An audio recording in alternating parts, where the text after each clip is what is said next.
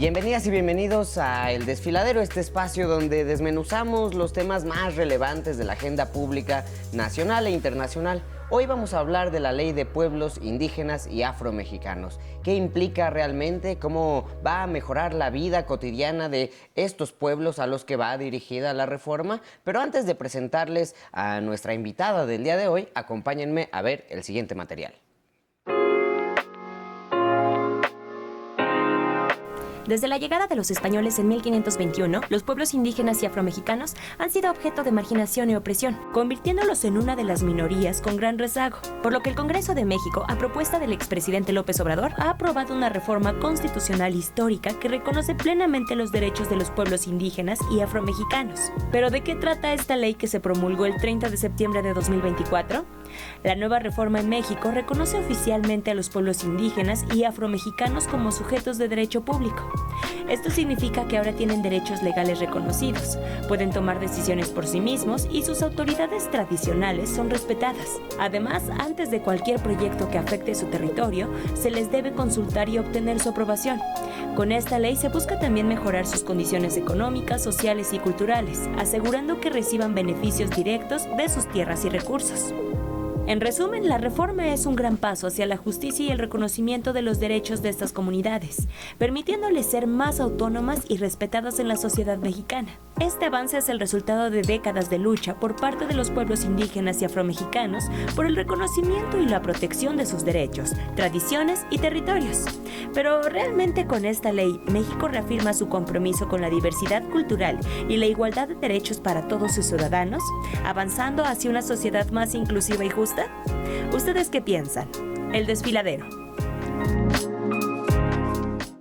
Y como les decía, para hablar de este tema, hoy en una mesa muy sui generis del Desfiladero, nos acompaña el día de hoy Alexandra Huerta Rojo, concejala por el Distrito 9 Federal de la Alcaldía Tláhuac. Hola, Alexandra. Decía que esta es una mesa sui generis por el tema y porque generalmente tenemos muchísimos invitados acá, y me gusta que podamos conversar tú y yo y en corto de un tema que, digamos, ha llamado mucho la atención, ¿no? Recuerdo que a inicios de la administración del presidente Andrés Manuel López Obrador, cuando se hizo toda esta ceremonia del bastón de mando, ¿no? Ahí en el Zócalo, que era algo muy nuevo para todas y para todos, y ahora lo acabamos de ver también con la doctora Claudia Sheinbaum. Él dijo que iba a ser un gobierno que iba a tener una agenda indígena, ¿no? Sí. Y empezó a plantearse un camino de reconocimiento de distintos pueblos, ¿no? De pedir perdón por parte del gobierno por varias cosas que se habían cometido a lo largo de los años, y se empezó a plantear una reforma que por ahí nos cuentan estaba lista desde 2021, pero que pues ahí en los ires y venires que tienen los congresistas de nuestro país, pues nunca se presentó, nunca salió, y que fue presentada apenas este año, en febrero, dentro del paquetaxo de reformas del presidente Andrés Manuel López Obrador, y que ya fue aprobada, ¿no?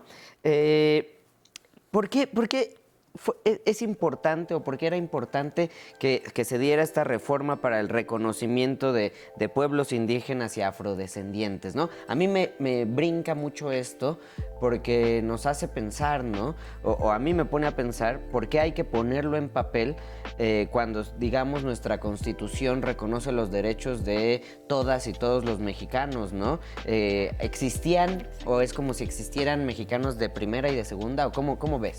¿Cómo era esto? Sí, bueno, más que nada hay que tener un contexto, también los antecedentes de esto, ¿no? ¿Por qué nuestro presidente, bueno, que era nuestro presidente Andrés Manuel López Obrador, por qué quiso hacer una reforma sobre los pueblos indígenas? Recordemos que él siempre estuvo muy apegado a estos pueblos. Él estuvo en el Centro Coordinador Indigenista Chontal cuando tenía apenas 20 años, y también fue delegado estatal del Instituto Indigenista de Tabasco. Entonces, siempre toda su lucha tuvo como base la compañía, la mano de las personas indígenas y afromexicanas, ¿no? cuando él sigue creciendo políticamente, avanzando políticamente, nunca las deja. O sea, podemos ver en sus discursos que siempre las y los tuvo presentes. ¿Por qué es tan importante? Bueno, México tiene una historia pluricultural, multiétnica, multibilingüe. Es un país muy diverso que, pues, como tal no estaba reconocido en la Constitución.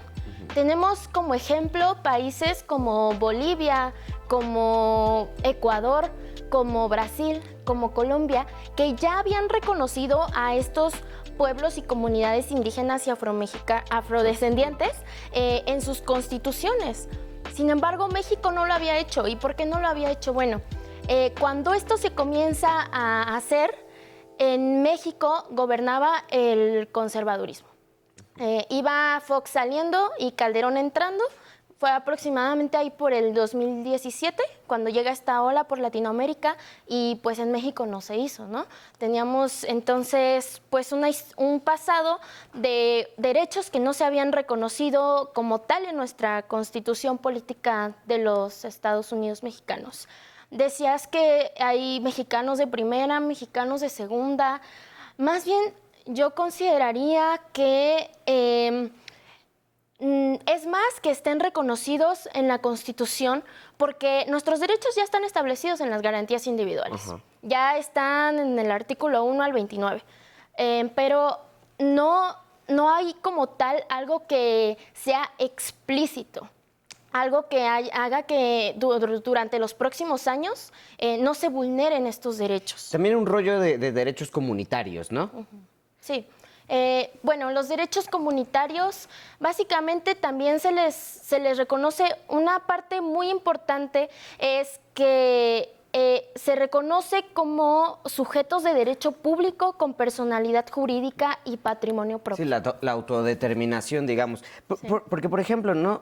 A ver, ¿y cómo interpretarlo? Porque creo que dentro del papel suena muy bien y está dentro de la Constitución, y eso nos va a llevar a que, digamos, ¿no?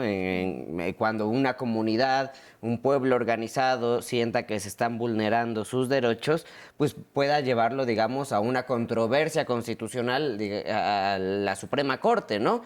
Pero es que los papeles siempre han sido muy complicados. Durante años el gobierno ha intentado hacer acuerdos o llegar a acuerdos con distintas comunidades, pero estos, digamos, no se cumplen, ¿no? Podríamos hacer un recuento desde los acuerdos de San Andrés. ¿Qué pasa con las comunidades indígenas, con los pueblos indígenas y afrodescendientes en nuestro país? ¿Cuál es el estado en este momento? Más allá de digamos, lo que pueda decir el gobierno, ¿cómo viven? ¿Cómo se organizan? Sí, bueno, históricamente, y hablo por las personas indígenas que he tenido la oportunidad de conocer, por las personas afromexicanas que he tenido la oportunidad de conocer, se han sentido desplazados y discriminados. Y esa es una verdad que duele en la historia de nuestro país.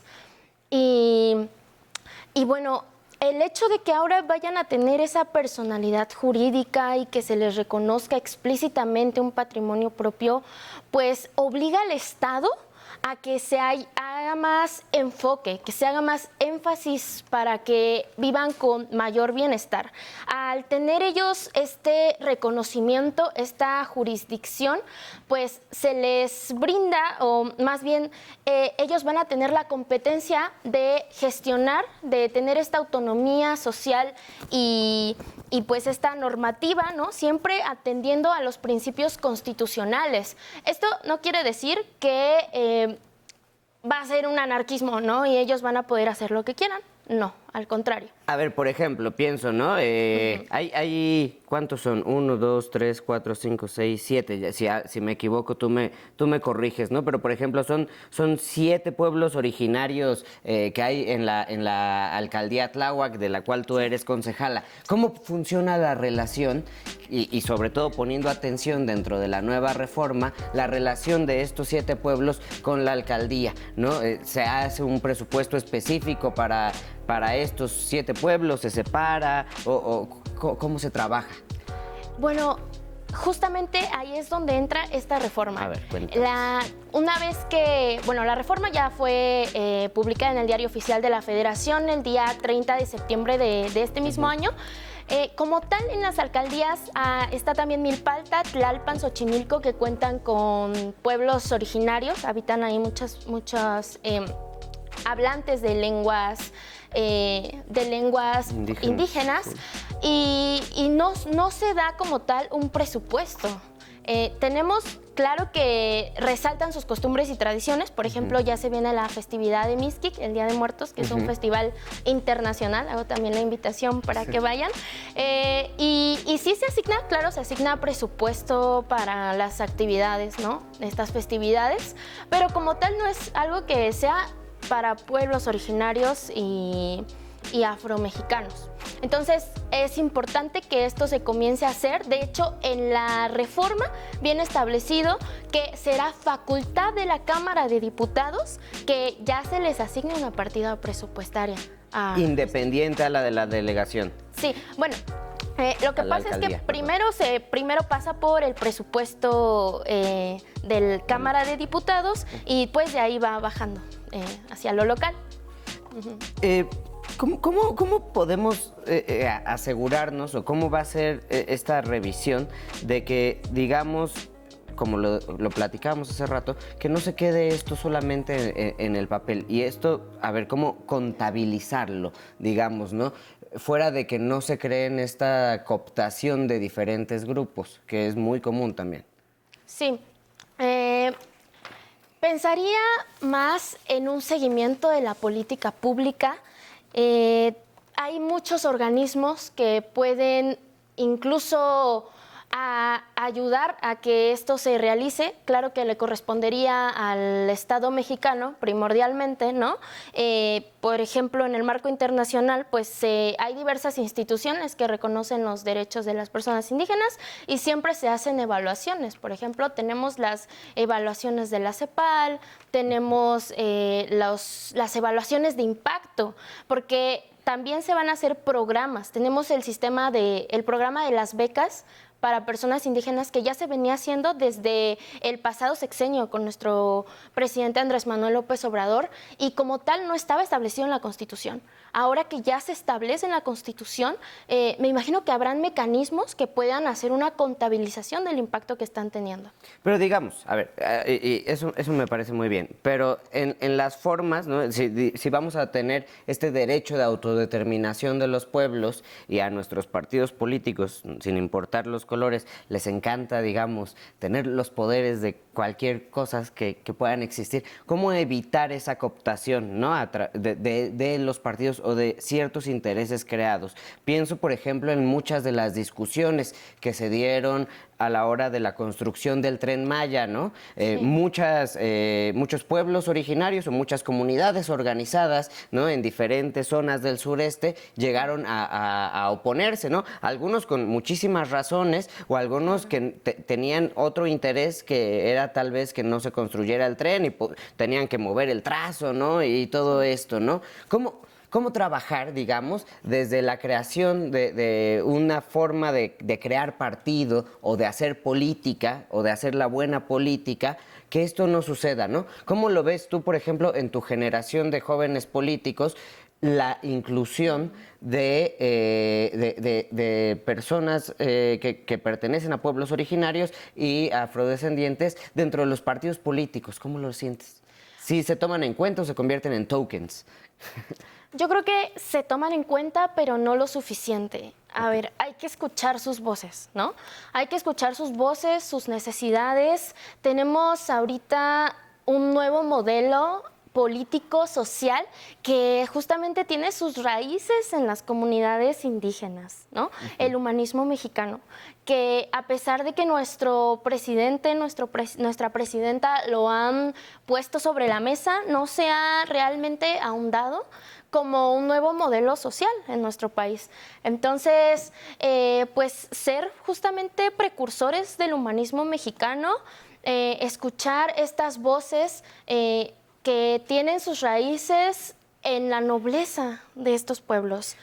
¿Tú crees sí. que los partidos políticos están poniendo atención? Yo pienso luego, por ejemplo, ahora que fueron las elecciones, ¿no? Que veíamos el candidato por cuota indígena de tal partido y tú lo veías y era como, no, a ver, yo no, Sí. uno no es quién, ¿no? Sí. O para decir quién sí, quién no, no vamos a hacer tests, ¿no? De DNA, pero pues sí dudaba uno mucho que pertenecieran a una comunidad, ¿no? Sí, sí, claro. ¿Cómo lo ves dentro de la política mexicana actual? Bueno, tuvimos a una candidata presidencial que decía ser parte de la comunidad indígena, ¿no? Xóchitl Gálvez, y pues la verdad es que cuando tú analizabas su discurso, cuando tú la veías bien, decías, bueno, ¿de dónde es parte de la comunidad indígena? No tanto por ciertos rasgos o distinciones, ¿no? Lo que te hace ser parte de una comunidad indígena es justamente habitar en una de estas y tener ancestros dentro de esta. Esto lo establece incluso la reforma. Pero es que ahí es donde yo me pregunto cómo vamos a trabajarlo, ¿no? Porque entonces volvemos a la lógica que llegaba a tener muchas veces el PRI, echa la ley, echa la trampa, ¿no? Entonces, esto lo aprovechábamos como para conseguir más votos, como para presentar a un personaje de una forma que no es, o simplemente para conseguir una candidatura, ¿no? Yo recuerdo mucho algo que se hacía muchas veces que, bueno, tenemos que presentar a una candidata, porque además teníamos que entrar dentro de la dinámica de paridad, ¿no? Una candidata, mujer de una comunidad indígena. Y bueno, la candidatean a ella, pero cuando gana la elección dicen, no, ya no eres tú, y entra tu suplente, y tu suplente te das cuenta y era el hijo del exgobernador de esa familia que ha gobernado toda la vida, ¿no? ¿Cómo evitar que esas cosas sucedan? Bueno, yo creo que se tiene que tener también más... no sé, más vigilancia en este aspecto. Me comentabas hace rato, bueno, ¿cómo se va a hacer, por ejemplo, desde el gobierno local, que es el primer contacto con las personas, ¿no? ¿Cómo se va a hacer, por ejemplo, las funciones de las y los concejales? Es justamente vigilar que el presupuesto se esté ejerciendo de manera correcta, que si una partida viene destinada para las personas indígenas, se utilice, en las personas indígenas, claro, y en los pueblos afromexicanos. O sea, que no se esté utilizando en otras cosas. Y pues viene ahí la moral, la ética, ¿no? Las bases, claro, que estamos intentando de humanismo mexicano. Esta ciudad es una ciudad enorme que integra a muchas cosas, y entre esas grandes cosas que integra es el terrible tráfico. Pues entonces le damos la bienvenida a André Los Sánchez, que es nuestro segundo invitado de esta noche en esta mesa. ¿Cómo estás, André? Muy bien, gracias muy bien, por estar por acá. Estábamos platicando justamente, ¿no?, de las implicaciones que tiene esta reforma que fue recientemente aprobada por los congresos y que, alucinante, ¿no?, tuvo un voto unánime, ¿no?, tanto en Cámara de Senadores como en Cámara de Diputados, ¿no? Y yo me pregunto si nuestros congresistas en verdad están muy preocupados por este reconocimiento que marca la reforma. ¿Por qué? ¿Cuál es la necesidad? Le preguntaba hace rato a Alexandra y estuvimos platicando un ratito, que cuál es la necesidad de que esta reforma exista, de que se reconozca a los pueblos originarios y afrodescendientes en nuestro país. ¿Por qué tener que ponerlo en papel? A mí se me hace algo obvio, ¿no? Claro, claro. Es muy interesante porque, por ejemplo, gran parte de la razón por la que también se están haciendo estos procesos es porque le están jalando las orejas a México a nivel internacional. Y esto es un proceso que lleva muchos espacios, ¿no? Muchos años, muchos sexenios, muchos procesos. Recientemente fue la evaluación CERT, que es la que se hace cada 4 años, que es para buscar la eliminación de la discriminación racial, en la cual varios países se encargan de evaluar a sus pares para decirles, oye, vas bien o vas mal en tus derechos, ¿no? Y también la sociedad civil manda sus recomendaciones y resulta de que pues México todavía no había hecho estos ajustes. Entonces, entre que sí son políticas que son necesarias para que pues en el día a día se trasladen, en la práctica también hay compromisos internacionales que México tenía firmados desde hace años y no estaban ejerciendo. La semana pasada, ¿no?, tuvimos un programa dedicado al uso político de la historia en nuestro país, ¿no? Y y yo marcaba allí de cómo nunca se nos dijo, ¿no? O se nos hablaba de Vicente Guerrero y pues era muy normal y nos daban nuestras estampitas en la escuela y tú lo veías y se parecía a todos los demás personajes de nuestra historia, ¿no? Y hasta hace muy poco descubrimos que pertenecía pues a este gran grupo que son las afrodescendencias y que se les ha empezado a poner la atención. ¿Tú crees que seguimos siendo un país muy racista al cual hay que ponerle en la ley que no debería de serlo o que no debería de serlo porque es pluricultural? Es muy interesante porque también, por un lado, justo, se me hace muy bueno el proceso de que por fin ya se hayan aprobado estas leyes, ya que van a dar pie seguramente a otras cosas, pero pues la ley puede decir no seas una persona violenta y aún así hay violencia, ¿no? Claro. Y desafortunadamente lo que va a suceder es eso. A día de hoy, México sigue siendo un país extremadamente racista, extremadamente clasista, con muchos problemas que no quiere admitir, porque si los admitiéramos, a partir de ahí podríamos construir otra forma de ver las cosas, ¿no? Como que la gente tiene mucho miedo que se le señale que hace actos racistas o discriminación, así sean cosas que nos hayan enseñado desde la infancia o desde la tele o desde donde sea, porque creen que es sinónimo de que no hay posibilidad de cambiar. Una vez que te dicen racista, ya, se acabó.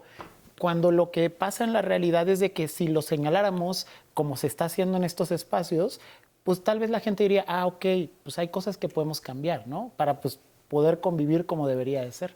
¿Se puede señalar cuando nuestra forma de hablar, de comportarnos, de hacer política es medianamente racista o es muy racista sin que sea una afrenta, ¿no? O sea, que a la persona que le estás diciendo, oye, carnal, esto está mal, ¿cómo se puede hacer bien, no? Pues yo diría que es como cuando le quieres decir a alguien que no tire basura en la calle. O sea, hay muchas ¿Y se formas. puede? Justamente, hay varias formas. O sea, yo a veces lo que pienso es de que antes de comenzar con personas ajenas, también tenemos que comenzar con nosotras mismas y también con nuestros espacios que nos rodean, porque de repente uno dice, no, pues es que esa gente tira basura, ajá, pero tal vez tu familia lo hace, o tal vez tú también lo haces. Entonces, primero sería hacer ese ajuste y a partir de ahí, si la otra persona lo va a hacer o no, no hay garantía. Pero pues ahí puede ser, tomando el ejemplo de la basura de, oye, creo que se te cayó eso, estaría bueno que lo tires en el bote, ¿no? O sea, siempre hay maneras, quitando la manera chilanga que podría ser a modo de gritos, para poderlo decir. Pero lo que pasa principalmente es de que si te criaste toda tu vida pensando que la vida es de una manera y de repente alguien llega y te dice, es que pues debes de entender que también hay personas negras, la gente se inicia a enojar.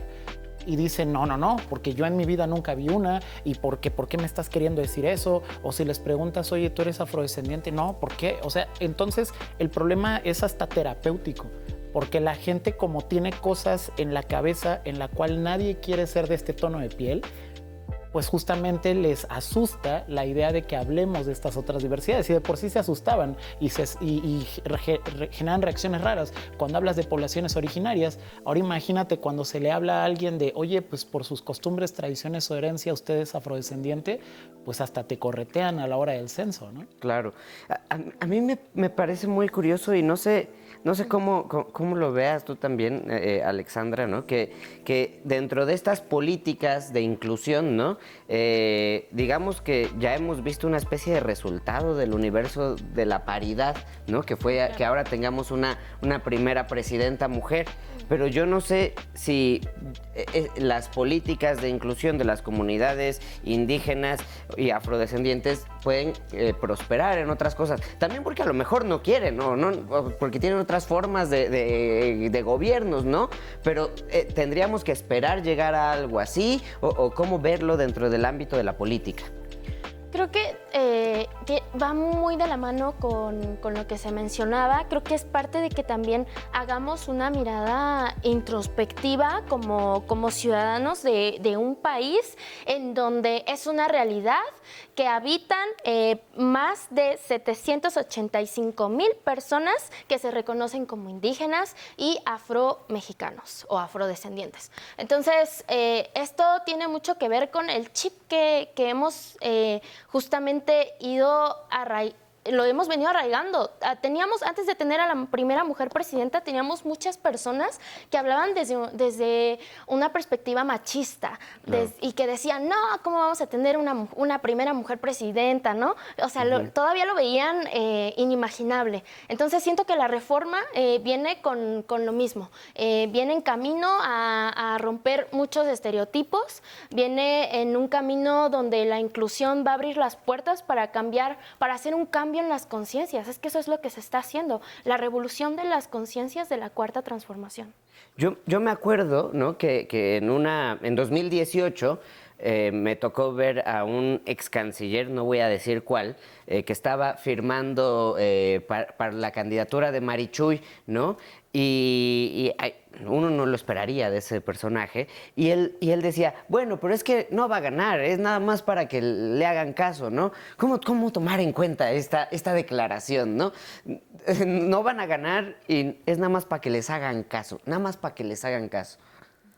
Aquí pasan como 2 o 3 fenómenos, justamente sin dar nombres, pero que igual me pasó una cosa así. Una vez estaba en un evento en el Senado hace algunos años y de repente se me acerca una persona que al parecer era de una bancada y me dice, oye, muy bueno, era sobre el Día del Internacional de Afrodescendientes, que debo aclarar que aquí en México todavía no ha pasado la ley para aprobar el Día Nacional de eso, ¿no? Desde ahí hay muchas cosas que tenemos que trabajar. El punto es de que me dice, oye, está muy bueno lo que dijeron, gracias a nosotros ustedes tienen derechos, ¿me podrías decir quién es tu líder para poder hablar?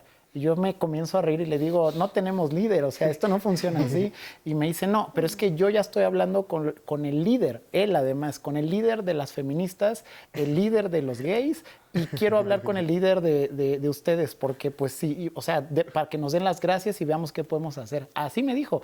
Ese es por un lado. Y esto va de la mano con otro pensamiento justo, que se cree que toda población que no pertenezca a estas esferas tradicionales de poder tiene conocimiento inferior, no tiene habilidades. O sea, me ha tocado igual estar en espacios, hablo por experiencia personal, pero también lo he visto con las compañeras que están en esferas políticas, del movimiento afro al menos, que justamente es la idea de, no pensé que tuvieras tanta preparación así como te ves, ¿no?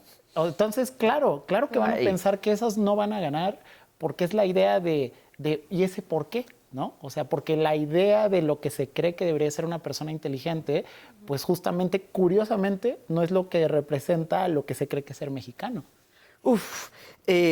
Esto nos crea una especie de escepticismo terrible, ¿no?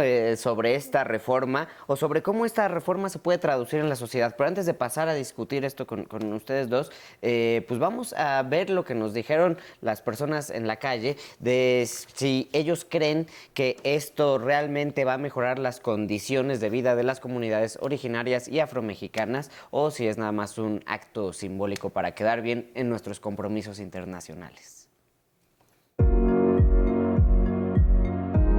El 30 de septiembre de este 2024 se aprobó la ley que reconoce a los pueblos afromexicanos y originarios como sujetos de derecho público. Pero ¿será que esta reforma sí puede ayudar a las comunidades afromexicanas e indígenas? Vamos a preguntarle a la gente. Hay que ver, México tiene muy buenas leyes, pero luego en la aplicación es donde nos falla, entonces esperemos que sí funcione.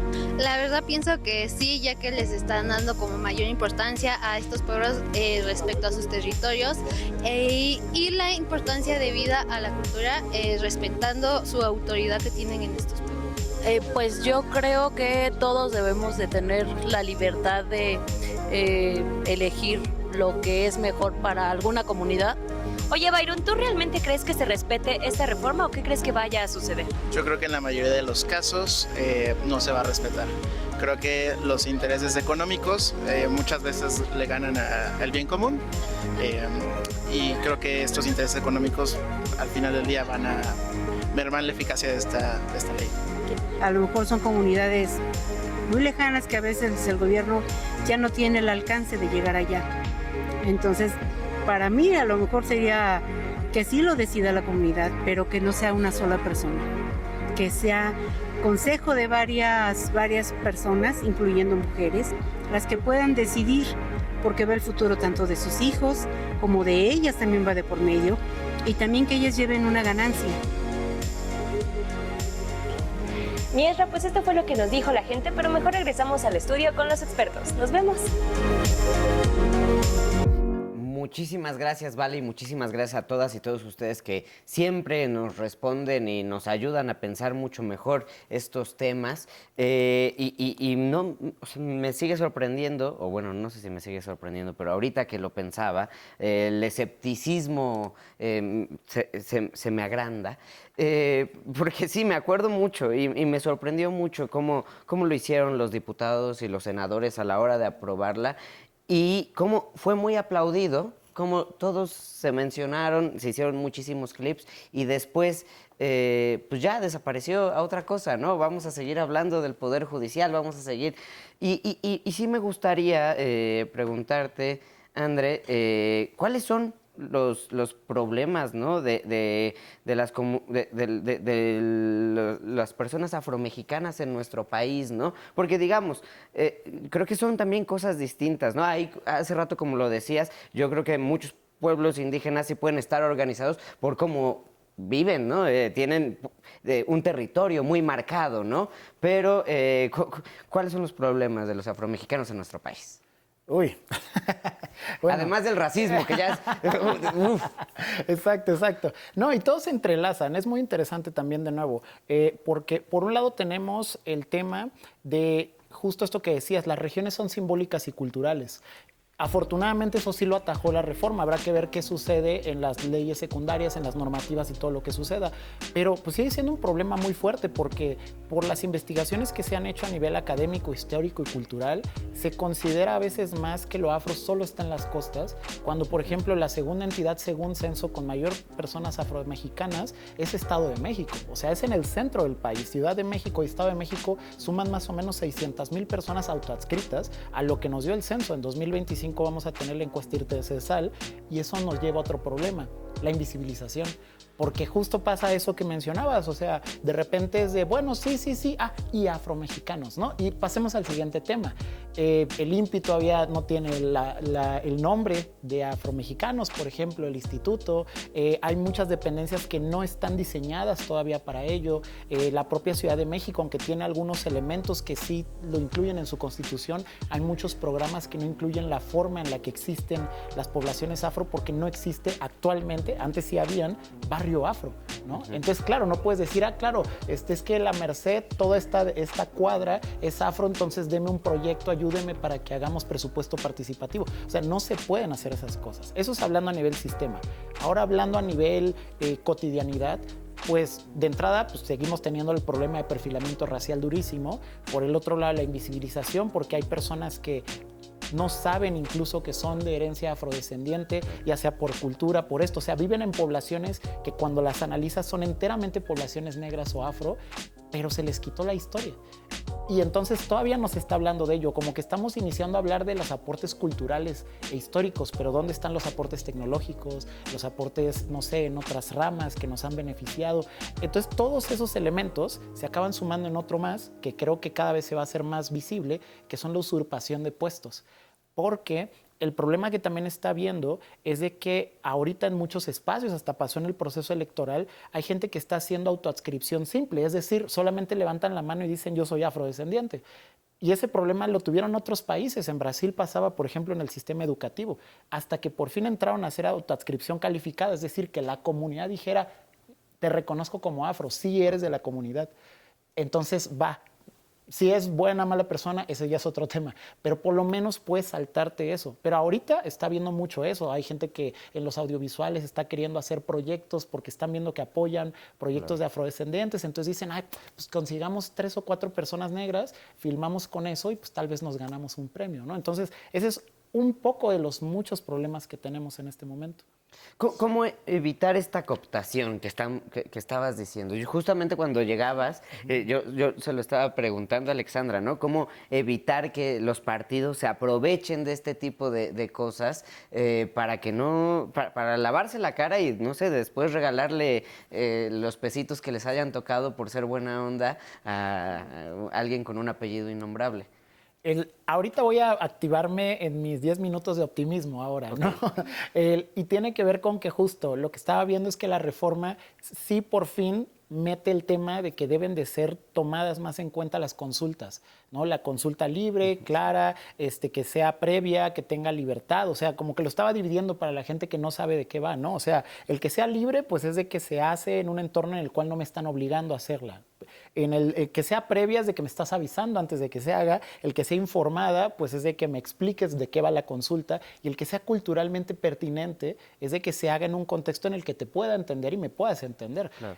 Pero acá pasan dos fenómenos muy interesantes. Uno es de que se cree que justo que la población afro no entiende lo que está pasando porque son afros, pero pues también son mexicanos, ¿no? Entonces, claro que van a entender esto. O sea, pero aún así hay códigos culturales que se tienen que respetar si haces una consulta en una región. Y aquí lo que espero que pase eventualmente es de que se cree una normativa que bloquee algunas de estas cosas, porque si ahora ya constitucionalmente se tienen que hacer estas consultas, como sociedad civil ya podemos volvernos a sentar a estas mesas, que siempre hemos estado pidiendo eso, que ya se hagan este tipo de autoadscripciones distintas, o que hayan protocolos para evaluar qué está sucediendo, ¿no? Como en algunos espacios que ha pasado, que hay gente que le han quitado incluso sus candidaturas por estar queriendo usurpar, pues ver qué se podría hacer más adelante.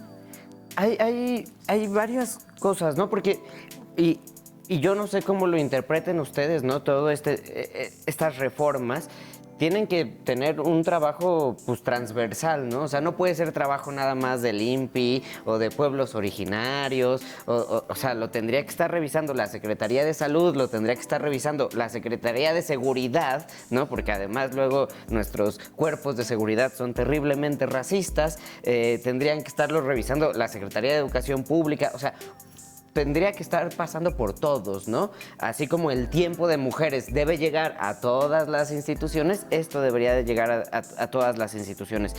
¿Cómo lo están viendo? ¿Se está moviendo? ¿Ya empieza a haber propuestas? ¿O por dónde deberían de ir? ¿Qué consejos les darían? Si tuvieran el chance de hacer una carta a Santo Claus a nuestros secretarios y secretarias, ¿qué les dirían respecto a esta reforma? ¿Por dónde deberían de ir? Ahorita que lo mencionaba André, creo que hay un vacío institucional en las acciones afirmativas.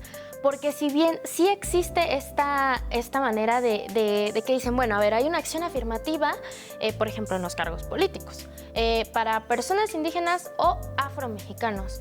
Bueno, como sea, estás dejando afuera a uno, ¿no? Y justamente hacer esta manera, o sea, así como existe la equidad para las mujeres, la equidad de género, también debería de existir aquí, quitarse ese vacío institucional, que también se tomen en cuenta en todas las instituciones, no solamente en los cargos políticos, porque entonces, ¿cómo les estás asegurando que estas personas, que las comunidades indígenas, que las comunidades afromexicanas incidan desde estas instituciones? ¿Cómo se los vas a asegurar? Entonces tenemos aquí un vacío institucional que si pudiésemos escribir una carta a estas secretarías, definitivamente lo pondría sobre la mesa. ¿Cuál sería tu cartita para las reinas magas, digámosles? Sí, habrían dos. Una de ellas tiene que ver con buscar métodos inmediatos para poder solventar problemas. Porque, por ejemplo, si a mí me pasa un acto de violencia, de discriminación o racismo, si yo me meto en un proceso de denuncia, se puede venir resolviendo en 3 años y tal vez no se resuelve a mi favor. Y para eso, pues todo el daño psicológico, emocional o incluso físico o incluso algo más grave, pues ya pasó. O sea, deberíamos de tener protocolos de atención que fueran más inmediatos ante cualquier caso de desigualdad con índole racial. Y por el otro lado, de hecho, hubo una consulta que se hizo con más de 60 organizaciones de todo el país en la cual presentamos una agenda antirracista y es un documento que incluye, si mal no recuerdo, 20 acciones específicas. O sea, el documento ya está hecho, ya es nada más que lo lean y lo echen a andar, con el cual podrían comenzar a sumarlo a los procesos de estas reformas. Estamos acercándonos ya hacia el final, ¿no? Pero, no sé, digamos, el problema este problema o la necesidad de la inclusión, por así decirlo, ¿surge solamente de nuestro terrible racismo o viene, digamos, es que no encuentro otra razón, ¿no? O viene de otras cosas. Quiero saber si radica allí nuestro problema y les regalo a cada uno 1 minutito y medio para que concluyamos. Pueden hacerme caso con lo que yo acabo de decirles y si no, pues no, ¿no? Entonces vamos por acá y ya terminamos acá. Sí. Creo que nuestras raíces, las culturas milenarias, no son racistas, todo lo contrario, ¿no? Hay honestidad en nuestras raíces, hay trabajo, hay identidad, ese reconocimiento a la identidad histórica que tenemos. Y más bien creo que eso es algo que llegó externamente con lo que llaman la conquista, que realmente pues no fue ahí